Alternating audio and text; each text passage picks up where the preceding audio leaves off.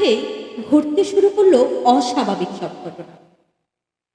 চিন্তিত হয়ে পড়লেন অঘোরনাথবাবু।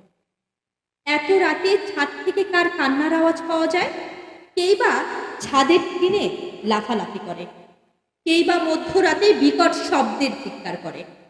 এসব করে ভাবাচ্ছেন অঘোরনাথবাবুকে। আমার বাড়ি বরিশাল জেলার কীর্তখোলা গ্রামের নদীর পাশে। ছোটবেলা থেকে গ্রামগঞ্জে মানুষ হয়েছে আমি। ভূতের ভয় তেমন না বললেই চলে। অনেকের মুখে শুনেছি সন্ধ্যার পর কীর্তনখোলা গ্রামের পাশ দিয়ে হেঁটে গেলে নাকি অশরীরের দেখা পাওয়া যায়। আমি কখনোই এসব বিশ্বাস করতাম না। সেবার মামার বাড়িতে গিয়েছিলাম একটা কাজে। এক পরিচিত চাচার মোটর নৌকায় গিয়েছিলাম। বাসায় ফেরার পথে সন্ধ্যা হয়ে যায়। চাচার গঞ্জে কাজ ছিল দেখে আমাকে বাড়ি থেকে বেশ খানিকটা দূরে নামিয়ে দেয়। আমাকে জিজ্ঞেস করেছিলেন সমস্যা হবে নাকি। আমি না করে দিই। চাচাকে বিদায় দিয়ে বাড়ির পথে হাঁটতে লাগলাম। সন্ধ্যা নেমেছে চারপাশে। খুব দ্রুতই রাতের আধারে চারপাশ ঢেকে যাবে। আমার সাথে কোনো আলো নেই, তবে বাড়ি খুব একটা দূরের পথ না। বাঁকা পথে গেলে 15 মিনিট, আর সোজা রাস্তা দিয়ে গেলে 25 থেকে 30 মিনিট লাগবে। সেদিন বাংলাদেশের সাথে ইংল্যান্ডের খেলা ছিল, তাই আমি সময় বাঁচানোর জন্য বাঁকা পথে, যাকে আমরা বলি শর্ট রাস্তা, ধরে হাঁটা দিলাম। হন হন করে হাঁটছি। সবাই মনে হয় বাংলাদেশের খেলা দেখছে। কাউকে দেখলাম না তেমন পথে। প্রায় 4 থেকে 5 মিনিট হাঁটার পর আমার পাশের একটা ঝোপে থপ করে কিসের যেন আওয়াজ করলো। ও, বলতে ভুলে গেছি, শর্ট রাস্তাটা একটু জংলা টাইপের এলাকার মধ্য দিয়ে। চারপাশে ঝিঝি পোকার ডাক শোনা যাচ্ছে। আওয়াজটা শুনে আমি থেমে গেলাম। একদম চুপ করে দাঁড়িয়ে রইলাম 20 সেকেন্ড। কান খাড়া করে শোনার চেষ্টা করলাম কিসের আওয়াজ হলো, কিন্তু কোনো শব্দ হলো না। আর আমিও নাছোড়বান্দা আস্তে আস্তে পা টিপে টিপে এগিয়ে গেলাম ঝোপের দিকে।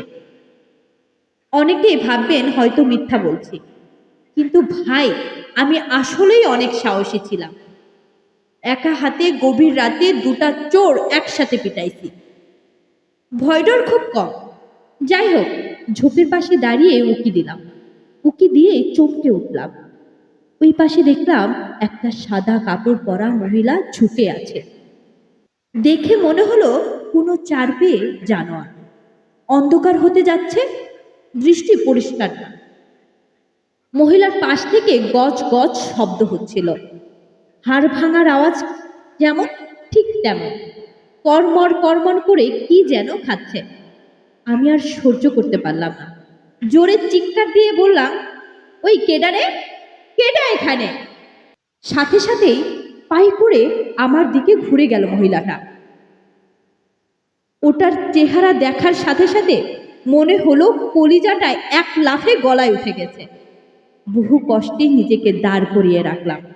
মহিলার বয়সটা বেশ একটা বুঝতে পারিনি, তবে সাদা চুল, সাদা কাপড় এবং সারা মুখে লেগে থাকা রক্ত এবং সামনে পড়ে থাকা একটা মাঝারি সাইজের গরুর মৃতদেহ দেখেই কিছু একটা বোঝার বাকি রইল না আমার। এরপর শুধু এতটুকুই মনে আছে, আমার জ্ঞান হারাবার আগে খুব জোরে আল্লাহু আকবার এবং লা ইলাহা ইল্লাল্লাহু মুহাম্মাদুর রাসূলুল্লাহ বলছিলাম। মহিলাটার চোখের পলকে মরা গরুটা রেখে আমার দিকে এগিয়ে এলো। এরপরে আমার কিচ্ছু মনে নাই। জ্ঞান ফেরার পর নিজেকে আবিষ্কার করি আমাদের বাড়ির উঠানে বসে বসে। সামনের এলাকার মুরব্বী এবং গঞ্জের বড় হুজুর বসে আছে আমার সামনে। ওনাদের কাছ থেকে শুনতে পাই রাতের রাস্তা দিয়ে ফেরার পথে আমাদের বাড়ির 3 বাড়ির পরে রহমত আলীর চাচা আমাকে দেখতে পান। এরপর আরো মানুষের সাহায্যে আমাকে বাসায় নিয়ে আসেন। আশ্চর্যের ব্যাপার যে সেই দিনই আমার থেকে একটু দূরে একটা আদা খাওয়া গরুর মৃতদেহ পাওয়া যায়। গরুটির শরীরের বাকি অংশ পাওয়া গেলেও মাথা থেকে পেট পর্যন্ত কিচ্ছু ছিল না।